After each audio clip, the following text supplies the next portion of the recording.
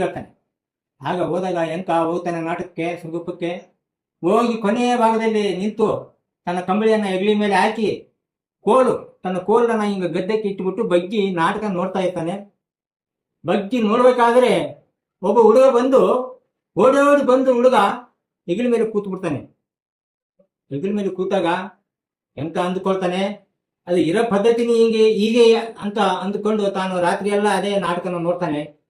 ನೋಡಿ ಮರುದಿನ ತನ್ನ ಜಾಗಕ್ಕೆ ಹೋದಾಗ ಆಗ ರಂಗ, ಅವರ ಗೆಳೆಯ ರಂಗ ಕೇಳ್ತಾನೆ, ಹೆಂಗಪ್ಪ ಏನ್ ಹೇಳ್ತಾ ಇಲ್ಲ ನೀನು, ಏನ್ ನಾಟಕ ನೋಡಿ ಬಂದು ಏನ್ ಹೇಳ್ತಾ ಇಲ್ಲ, ಹೆಂಗಿತ್ತಪ್ಪ ನಾಟಕ ಅಂತ ಕೇಳ್ತಾನೆ.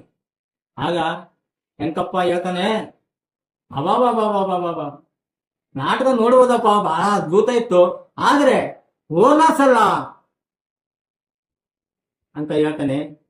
ನಾನು ಇಷ್ಟೇ ಕೇಳುವುದಿಷ್ಟೇ, ಇಂಥ ಒಂದು 10-12 ವರ್ಷದ ಚಿರುಕು ಹುಡುಗರು ಇಂಥ ಅಮಾಯಕರು ಕೂಡ ಆಟ ಆಡೋದು, ಕೋತಿ ರೀತಿ ಮಾಡೋದು, ಇದೆಲ್ಲ ಮಾಡಬಾರ್ದು ಅಂತ ನನ್ನ ಆಸೆ ಆಗಿದೆ. ನೀವು ಸಹ ನಿಮ್ಮ ಮಕ್ಕಳಿಗೆ ತಿಳುವಳಿಕೆ ಕೇಳಿ ಈ ರೀತಿ ಇರ್ಬೇಕಂತ ನಾನು ಕೇಳ್ಕೊಳ್ತೇನೆ.